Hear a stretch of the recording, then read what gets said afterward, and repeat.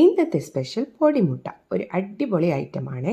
ഒരു fry pan ചൂടാക്കി അതിലേക്ക് കുരുമുളക്, ചെറിയ ജീരകം, പെരുംജീരകം, ഉഴുന്ന്, കടലപ്പരിപ്പ്, എള്ള്, കൊത്തമ്പാരി, മീൻസ് കൊറിയാണ്ടർ സീഡ് എന്നിവ ചേർത്ത് നന്നായി ചൂടാക്കുക. അതിലേക്ക് വറ്റൽമുളക്, വെളുത്തുള്ളി, 3-4 തണ്ട് കറിവേപ്പില എന്നിവ ചേർത്ത് മൂപ്പിക്കുക.